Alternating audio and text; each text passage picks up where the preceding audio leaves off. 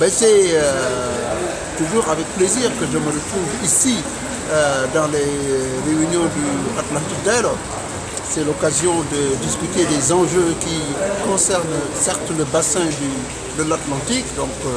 toutes les régions du monde qui entourent l'Atlantique, que ce soit les pays européens, que ce soit les pays asiatiques ou ceux d'Afrique ou même d'Amérique. Mais c'est plutôt pour me pénétrer davantage des débats vifs, parfois contradictoires, mais toujours enrichissants, que ce dialogue atlantique permet autour des questions qui sont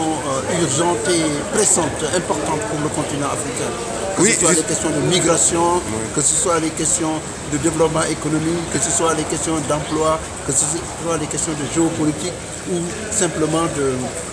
d'intégration économique et politique. Justement, en parlant d'intégration économique, il a été souvent dit que cette intégration, justement, elle a beaucoup de peine à se faire. Selon vous, quels sont les blocages qui freinent cette intégration intra-africaine? Il y a d'abord le fait que l'intégration demande une volonté politique affirmée et vécue. Elle fait souvent défaut, même si on a créé les institutions depuis longtemps, même en pleine guerre froide, les pays africains, divisés par des considérations idéologiques, linguistiques et même de disparités économiques, avaient compris que leur avenir passait par l'intégration, d'où la création en 1963 de l'Organisation de l'Unité africaine, organisation continentale, avec en particulier un rôle essentiel du Maroc et de son souverain de l'époque, le roi Mohamed V. Pour les autres pays du continent, la déclaration d'engagement par rapport à l'intégration économique a toujours été une réalité, mais passer entre le discours et la pratique, ça fait toujours défaut et on a laissé empêcher cette intégration par les barrières tarifaires, non tarifaires, les difficultés qui se posent à la circulation des personnes, des biens, des services. Et aussi, vous savez, on ne peut pas faire d'intégration avec des entités qui sont pauvres. Beaucoup de pays africains sont restés pauvres et donc l'union des pays pauvres, parfois traversée par des conflits pendant la guerre froide liés à des positionnements géopolitiques, conflits ethniques, conflits religieux, tensions sociopolitiques, tensions liées à la revendication démocratique, tout cela a constitué des obstacles. Mais au moment où aujourd'hui on reconnaît qu'il y a une nouvelle image du continent africain, un continent qui a un potentiel et qui est considéré comme la nouvelle frontière du développement, je crois qu'il y a c'est le bon moment pour commencer à remettre le métier sur l'ouvrage pour que le débat sur l'intégration africaine devienne un débat adulte et mature. Et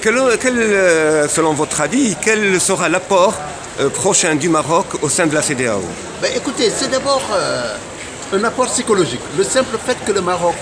ait décidé de revenir au sein de l'Union africaine en fin janvier, début février de cette année, c'était le signal que l'intégration africaine, malgré tout, marche, que la politique de la chaise vide n'est pas une politique opératoire ou efficace, qu'en plus le Maroc veuille, au-delà de l'Union du Maghreb arabe, venir intégrer la CEDEAO, c'est une forme de reconnaissance tacite ou explicite même de ce que le potentiel de cette région de 350 millions d'habitants de l'Afrique de l'Ouest, riche de ressources naturelles, où on découvre beaucoup de pétrole, de gaz, et où il y a une dynamique, n'est-ce pas, de croissance économique attestée par des taux de croissance remarquables de 5, 6, 7% dans certains, 8% même dans certains de ces pays. Tout cela donc montre qu'en y revenant, le Maroc admet que cette région a un potentiel, a un avenir. Au-delà de ça, le Maroc ne vient pas des mains vides. C'est quand même un pays qui a un vécu, qui a eu des relations avec beaucoup de régions du monde, qui s'y connaît avec les modèles d'intégration, que ce soit en Europe ou ailleurs, avec ses partenaires, et qui est devenu une sorte de porte d'entrée pour les investisseurs qui veulent arriver en Afrique. Donc, le Maroc a, à mon avis, beaucoup de valeur, avec sa discipline, peut donner le coup de pouce dont la CEDEAO, aujourd'hui, à mon avis, qui est une organisation dormante sur les questions économiques, avec un faible taux d'intégration et des échanges, seulement 13% pour les 15 pays de la région, et avec la pauvreté, le chômage et les choses qui font que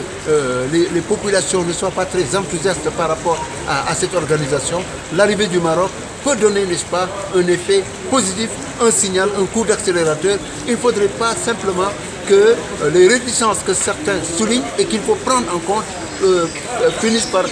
bloquer un peu le rôle positif que le Maroc peut jouer. Il faut donc que le Maroc parle avec tous ceux qui ont quelque chose à dire. Il ne faut pas que le Maroc s'arrête à parler avec des chefs d'État et surtout pas avec des patrons, entre guillemets, qui ne sont patrons que de nom, mais qui sont accrochés à des chefs d'État pour gagner des marchés et qui, en réalité, pourraient être les grands obstacles au rôle que le Maroc peut jouer sur le continent africain et en Afrique de l'Ouest en particulier.